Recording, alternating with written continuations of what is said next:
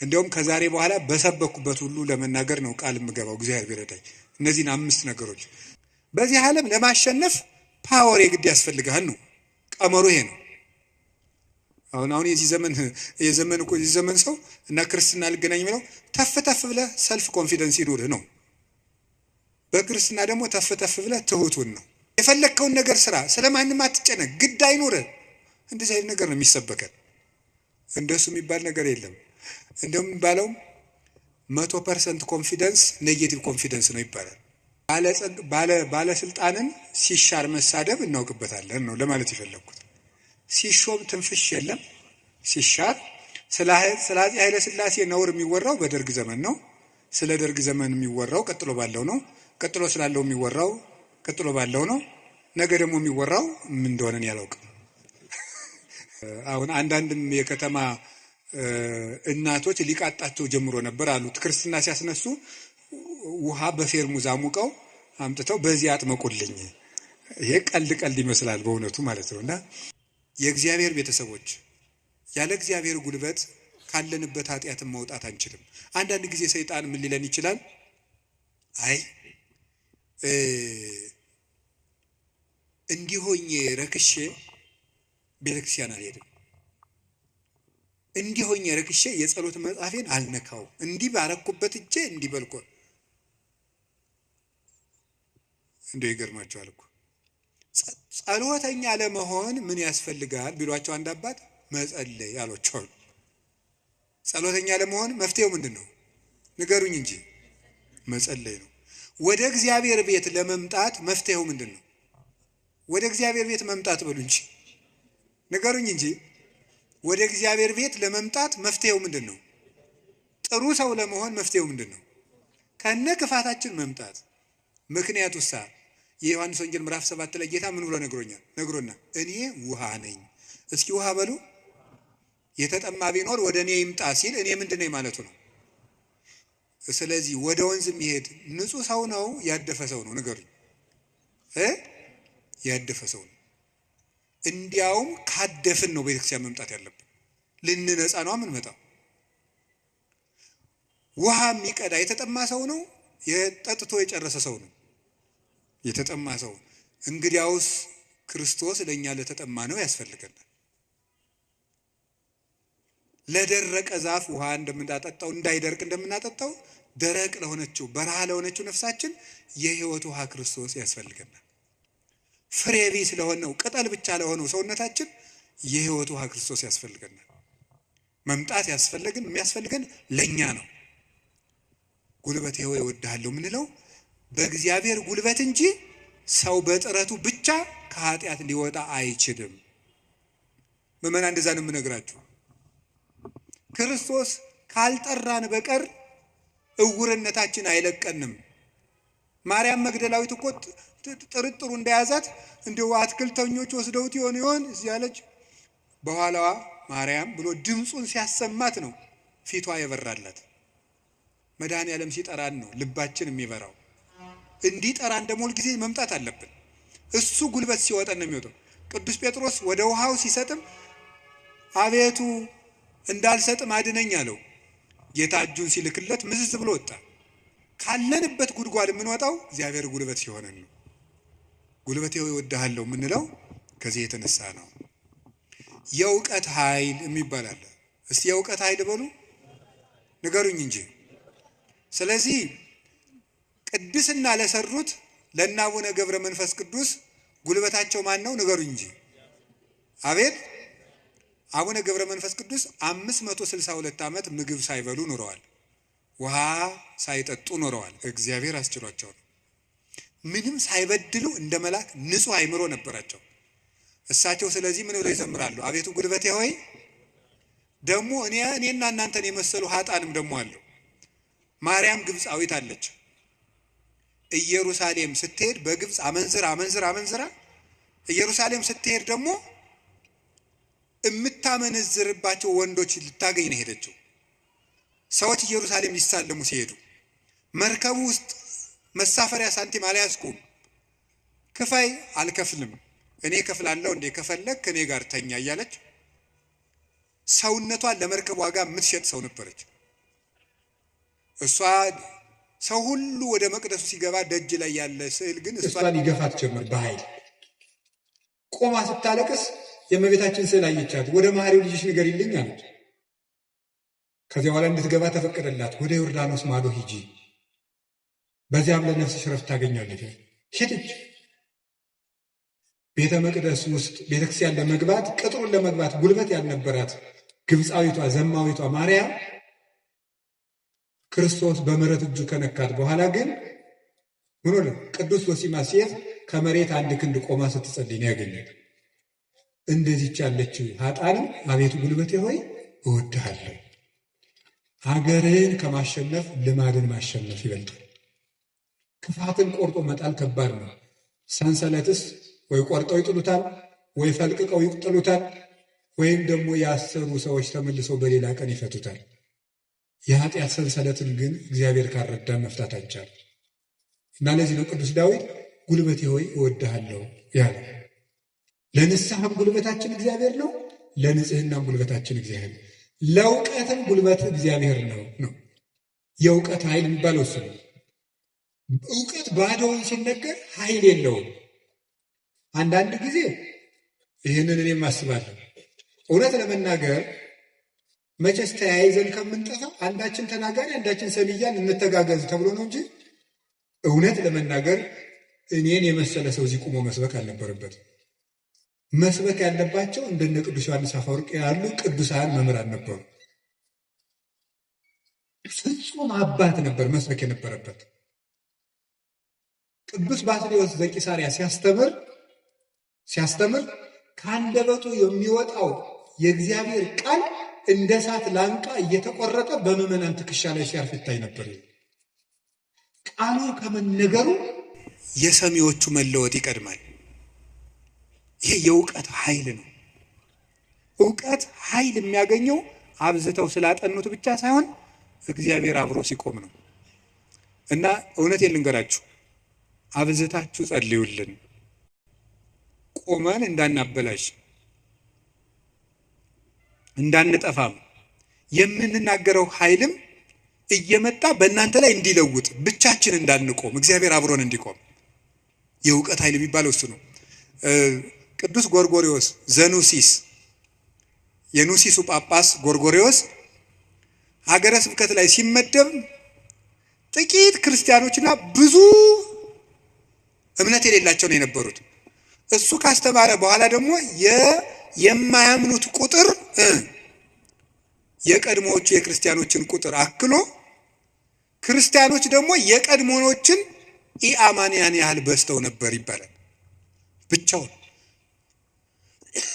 ሙሉ አውሮፓን የለወጠው ኃይለ መንፈስ ቅዱስ ያደረበት ብቻውን አንድ ጳውሎስ ነበር ክርስቲያን ያደረገው መጀመሪያ። ለዚህ ነበር የመንፈስ ቅዱስን ኃይል በመግለጥ እንጂ በቃላት ማባበል አላስተማርኳችሁም ይላል ቅዱስ ጳውሎስ። ጆሮአችሁ ይሰማል?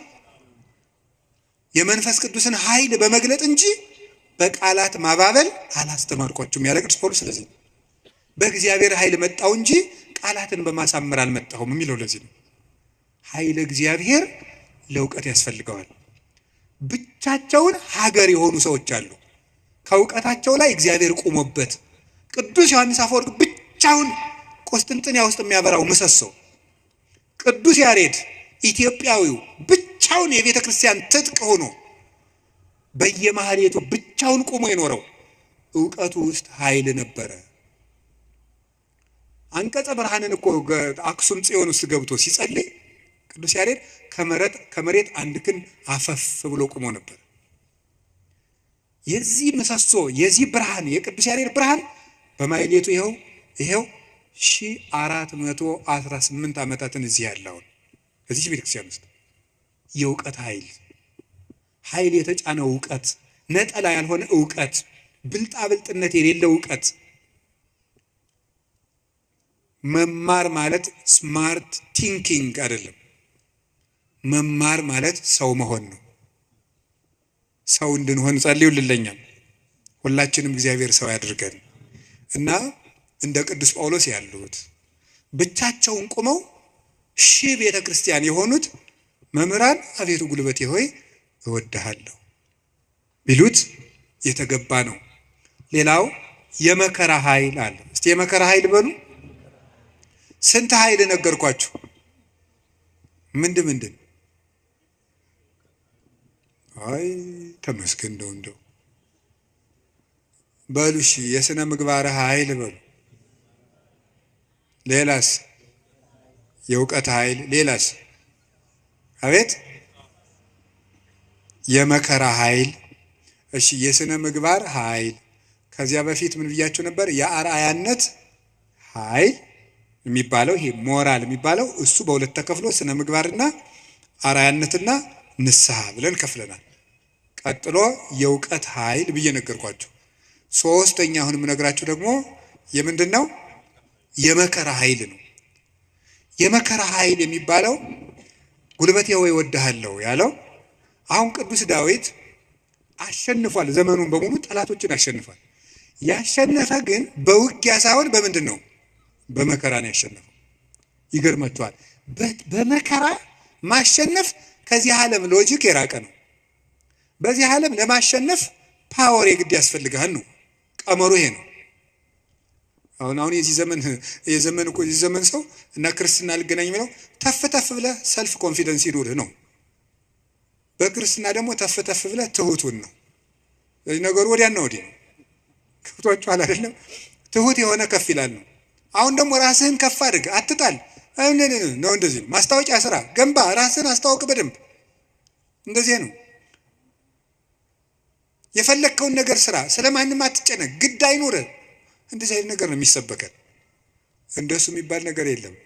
እንደውም የሚባለው 100% ኮንፊደንስ ኔጌቲቭ ኮንፊደንስ ነው ይባላል። ስለዚህ ተገቢ አይደለም። ምንድን ነው ታዲያ? እኛም መከራ ማሸነፍ ነው የሚባለው። ቅዱስ ዳዊት ለምሳሌ እንዲህ ያደረገ። ሳኦል እያሳደደው ሄደ። ቅዱስ ዳዊት ዋሻ ውስጥ ተጠጋ። ሳኦል ዳዊትን ፈልጎ ተኛ እና አበኔር ይባላል የሳኦል የጦር አበጋዝ ከሳኦል ከጨርቁ ጫፍ ቆረጥ አድርጎ ዳዊት ወስዶ አለፍ ብሎ አበኔር አንተ የውሻ ሬሳ አይመስልክ ጌታህን እንዲያርገን የምትጠብቀው አለው። ተኝቶ ነበር ያም ማለት ነው። ግን የቅዱስ ዳዊት ጋሻ ጃግሬዎች አረ ዛሬ እግዚአብሔር ጠላትህን በእጅህ አሳልፎ ሰጥቶልሃል እንበለው አሉት። እናንተ እኔ ከእናንተ ጋር ምን አለኝ? እግዚአብሔር በቀባው ላይ እጄን አላነሳም። እና አባቶቻችን እንዲያውም ትልቅ መከራ ሊገል የመጣ ጠላትን እጅ ላይ ጥሎ ምሮ መስደድ ነው ይላል። ይሄ እኮ የልብ መከራ ነው። እናንተ አሁን ታደርጉታላችሁ? አሁን እኔ ለምሳሌ ዱላ ይዤ ያባረርኳቸው ቤታችሁ ብመጣ ነው ኋላ አጥቻችሁ እኔን ድንገት እንቅልፍ ቢጥለኝ ተነስታችሁ እንዴት ነው የምታረጉት? ምንም አታረጉም። እናንተ ክርስቲያኖች ናችሁ። ለሁሉም ግን ዳዊት ሰው የማይወጣውን ተራራ የወጣ ተራራ ነው የሚባለው። ልጅ የልብ ጉልበት ያስፈልጋል። ትዕግስተኛ ለመሆን የልብ ጉልበት ያስፈልጋል። አውቆ ሰው ገለባ ነው። ፍርድ ቤት ውስጥ ባልና ሚስት ተካሶ ዓለም እየቀለጠ ያለ ትዕግስት በማጣት አይደለም፣ በቃላት ጦርነት አይደለም። እንደው አታፍሩም ወይ? እንዲህ ብሎ ሰድቦኝ እንዲህ ብላ ሰድባ እያላችሁ እንደው አታፍሩም? የእውነቴን እኮ ምድረች ጦር ይዞ የመጣውን ጠላቱን እጁ ላይ ሲያገኘው እግዚአብሔር በቀባው ላይ እጄን አላነሳም። ሌላ ቀን እኮ ደግሞ ምን አደረገው? ዳዊት ወልዴ ቃልከ ማይዜኒ፣ ዳዊት ወልዴ ቃልከ ማይዜኒ። ዳዊት ስትዘምር እኮ ደስ ይለኛል እና በገና ደርድርልኝ አለ።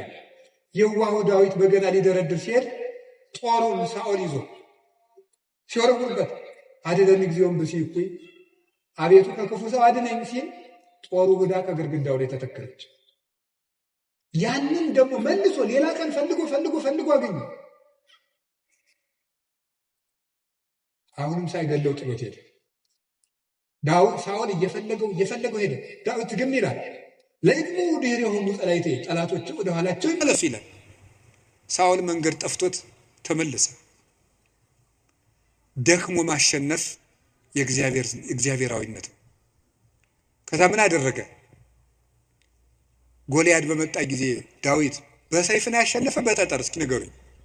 ስለዚህ የዳዊት ጉልበት ሰይፍ ወይስ እግዚአብሔር? ንገሩኝ እንጂ ጠጠሯ ናት ያሸነፈች ወይስ የእግዚአብሔር ስም? የእግዚአብሔር ስም ከተጫናት ጠጠርም ኃይል አላት። እግዚአብሔር ከሌለው ግን ሰይፍም ያስገድላል። ጎልያድ ሰይፍ ይዞ ሄደ፣ ዳዊት እግዚአብሔርን ይዞ ሄደ። ከዚያ በኋላ ስም ወረገመኒ በአማልክት ይሁርኩሳን በረገሙ ጣዖቶቹ ረገመኝ። ዋን ሳይኩ ሰለስተ አይባነ ሙስተፈለግ እኔ 3 ድንጋዮችን ከባህር አነሳው ወጸፍክዎ ዲበ ፍጽሙ ግንባሩን አልኩት አሚሃ ወድቀ በኃይል እግዚአብሔር በእግዚአብሔር ኃይል ያን ጊዜ ወደቀ። ወነሳይኩ ዘምላይሌው ሰይፈ ከሱ ሰይፍን ወሰድኩ ወመተርኩ ርሶ ለጎልያድ የጎልያድን አንገትም ቆረጥኩት አለ። በራሱ ሰይፍ እንዲወድቅ ያደረገው ጉልበቴ ሆይ እስኪ በሉ ሁላችሁም ንገሩ እንጂ። አዎ ይሄን የሚያደርገው የእግዚአብሔር ስም ነው። ቅዱስ ዳዊት አንተ ብላቴና ጨንገር ይዘህ የምትመጣ እኔ ውሻ ነኝ ነበር ያለ ጎልያድ። እና እንግዲህ ስጋህን ለሰማይ አዕዋፍ ለምድር አራዊት ቆራርጬ እሰጠዋለሁ አለው። አዎ አንተ ከውሻም ታንሳለህ። ውሻ ጌታውን ያውቃል፣ አንተ ግን ፈጣሪን አታውቅም። አንተ በሰይፍ ትመጣለህ፣ እኔ ግን አንተ በምትገዳደረው በእስራኤል አምላክ ስም እመጣለሁ ነው። የእግዚአብሔርን ስም ይዞ ሄደና ያንን 6 ክንድ እስራኤልን ያስጨነቀ ሰው ገረሰሰው። ስለዚህ ጉልበቱ እግዚአብሔር ነው። ጉልበቴ ሆይ እወድሃለሁ አለው። ከገዛ ቤተ መንግስቱ አኪጦፌል የሚባል መካሪ ተነስቶ አቤሴሎምን የገዛ ልጁን አስነስቶ ምንድነው ያደረገ? ዳዊትን ሲያዋርደው የዳዊትን ሚስቶች በሙሉ እስራኤል በተሰበሰቡበት ድንኳን አስጥሎ አገር እያየ የአባትህን ሚስቶች ድፈራቸው ብሎ ገብቶ የአባቱ ሚስቶች እንዲደፈር በመጽሐፍ ቅዱስ የተጻፈ ነው አድርጎ አኪጦፌል የሚባል ሰው አዋረደው። ዳዊትን ሄደ፣ ተሳድ ወጥቶ ሄደ ከቤተ መንግስቱ። ዳዊት ኃያል እኮ ነው። ስሙ ሲጠራ እኮ ሽም ይደነግጥለት ነው። ኃያላን የጦር መሪዎች አሉት። ግን ምንድነው ያደረገ?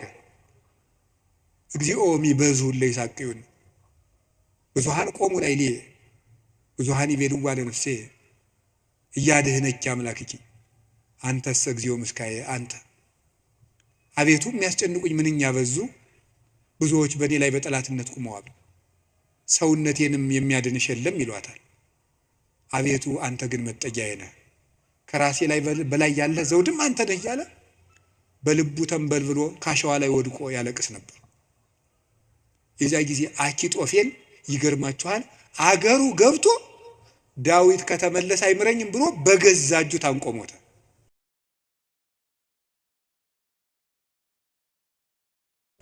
ማዶ ላይ ደግሞ በመጽሐፈ ሳሙኤል እንደተጻፈው ማዶ ሄዶ ዮርዳኖስን ሸገር ብሎ በቀትር እግዚኦ እልዋ ለምክር አኪጦፌል አቤቱ ጌታዬ የአኪጦፌልን ምክር አፍርስበት ይላል።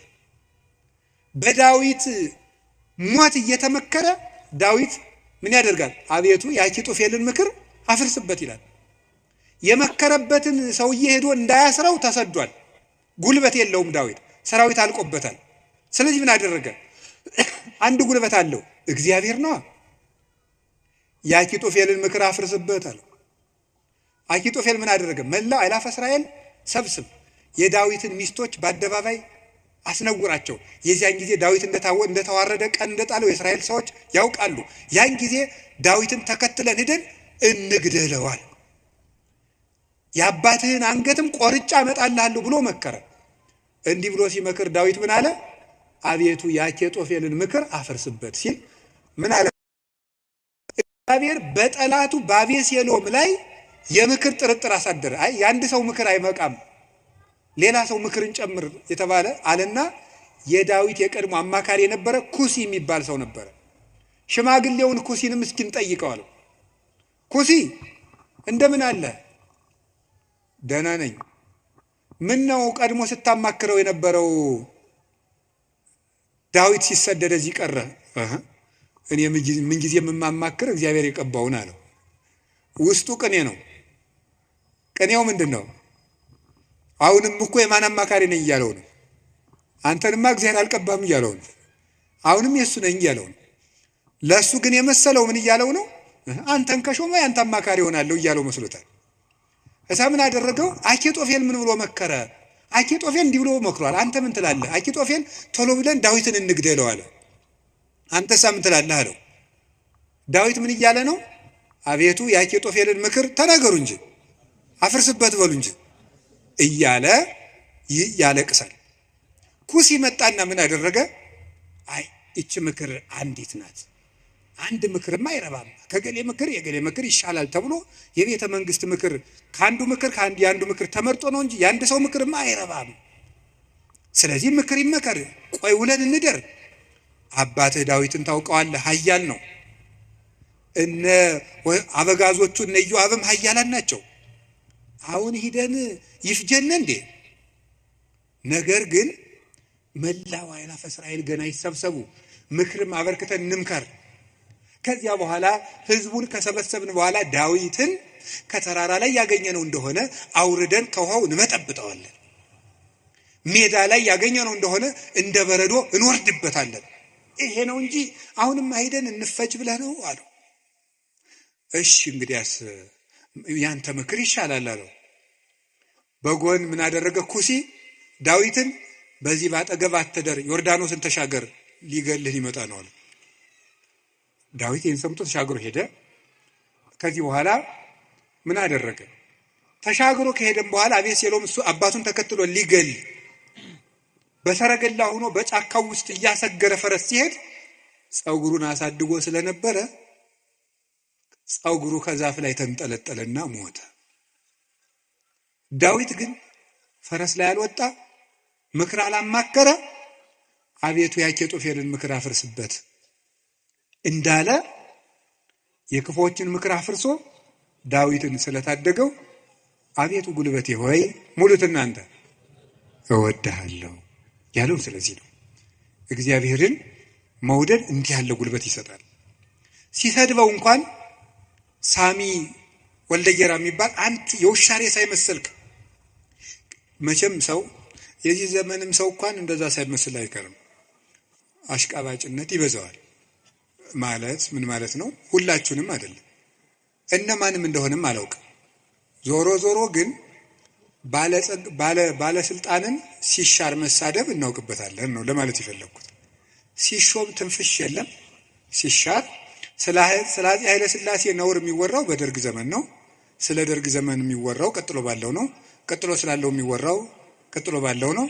ነገ ደግሞ የሚወራው ምን እንደሆነ ያላውቅም። ስለዚህ ልላችሁ የፈለኩት ምንድነው?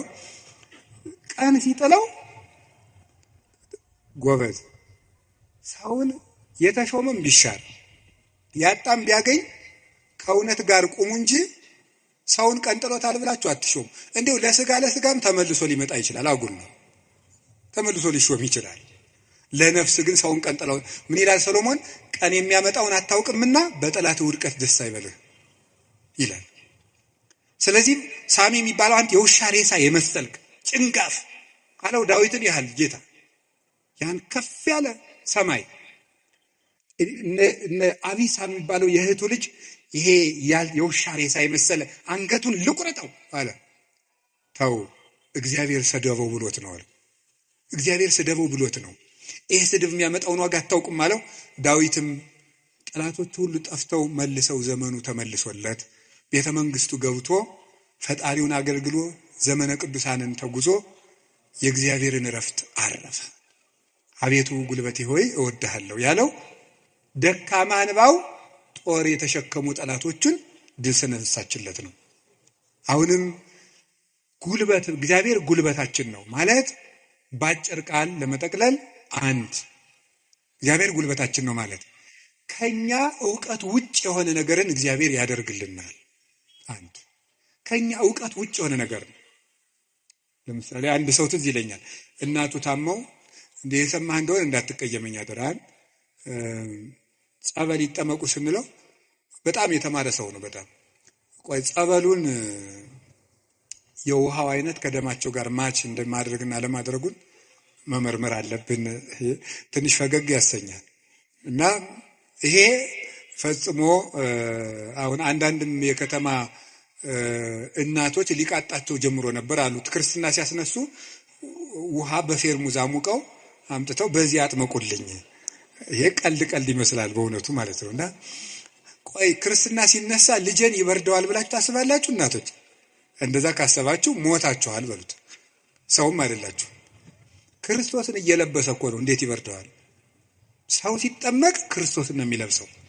ገላትያ ምዕራፍ 3 ላይ ያለ የተጠመቃችሁ ሁሉ ክርስቶስን ለብሳችሁታል ማለት ነው። እና አንዳንድ ጊዜ ዕውቀታችን ጣልቃ ይገባና እቺ ዲግሪ ላይ አንዳንድ የተጠራቀመች ነገር ትረብሻለች፣ እምነትን ትረብሻለች።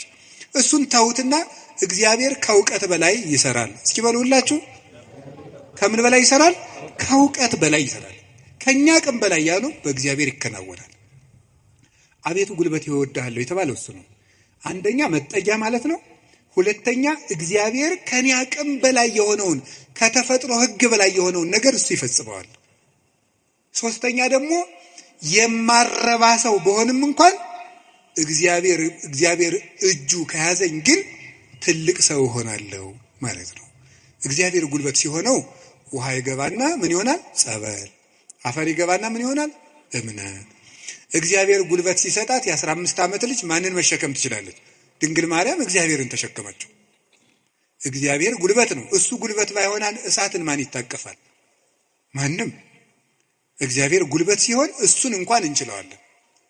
ስለዚህ የእግዚአብሔር ቤተሰቦች በእግዚአብሔር በርቱ፣ እግዚአብሔርን ጉልበት አድርጉት። ሁላችንም በእግዚአብሔር እንመካ። ሁልጊዜ ጸልዩ። አንድ ነገር ብቻ ልናገር። ወደ እግዚአብሔር ለመሄድ ከየት ልጀምር ካላችሁኝ ጸልዩ። መንፈሳዊ ሕይወት ከየት ዛሬ ምናልባት ዛሬ ብቻ ቃለ እግዚአብሔር የምትሰሙ ሰዎችም ትኖራላችሁ። ዛሬ ድንገት የመጣ መጥቶ የማያውቅም ሊኖር ይችላል። መንፈሳዊ ሕይወት ከየት እንደምጀምር ግራ ገብቶኛል ካላችሁ መንፈሳዊ ሕይወት መጽሐፍ ቅዱስ ሂድና አጥኑ ወይም እንደዚህ አድርጉ ወይም እንደዚህ አይደለም። መንፈሳዊ ሕይወት መጀመሪያ ከጸሎት ጀምሩ። በቃ ሌላ መጀመሪያ አባታችን ሆይ በቃ እሱም በሉ። ከዛ ቤተክርስቲያን ውስጥ ተሳተፉ፣ አስቀድሱ። ከዚያ በኋላ መጽሐፍ ቅዱስን በደንብ ተማሩ። እነዚህ ሶስቱ ሁልጊዜ የቤት ስራ እሰጣችኋለሁ፣ እኔም እናንተም ታደርጉታላችሁ። አሁን ዛሬ መልሼ ልሰጣችሁ ነው። ከዚህ በኋላ በሄድኩበት ሁሉ እናገራለሁ፣ ሰው ቢሰለችም ባይሰለችም። እንደ ከርቤ እስከምትመር ድረስ ተናገር ብሏል አንድ የቤተክርስቲያን አባት። እሺ፣ አንደኛው በቀን እንድታደርጉት ሁልጊዜ ነው የምነግራችሁ። እዚህ መድረክም ተናግሬያለሁ። አንደኛው በቀን አንድ ምዕራፍ መጽሐፍ ቅዱስ አንብቡ። ሁለተኛው በቀን ቤተክርስቲያን ሳትገቡ አትዋሉ። እንዲያውም ከዛሬ በኋላ በሰበኩበት ሁሉ ለመናገር ነው ቃል የምገባው፣ እግዚአብሔር ቢረዳኝ። እነዚህን 5 ነገሮች ሰው እስኪያደርጋቸው ድረስ ከቻልኩ እስከምሞት እናገራለሁ፣ እናንተም በጸሎት ካሰባችሁኝ እና ካስጨረሰኝ። ስለዚህ የመጀመሪያው አንድ ምዕራፍ መጽሐፍ ቅዱስ በቀን አንብቡ። ሁለተኛው ቤተክርስቲያን ሳትገቡ አትዋሉ። በቀን መግባት የማያስችል ተፈጥሯዊ ግዳጅ ከገጠማችሁ ደጅ ላይ ቆማችሁ ሄዱ። ሶስተኛው በሳምንት አንድ ቀን ቢያንስ አስቀድሱ፣ ውስጥ ገብታችሁ በሳምንት አንድ ቀን ቢያንስ ማለት ነው።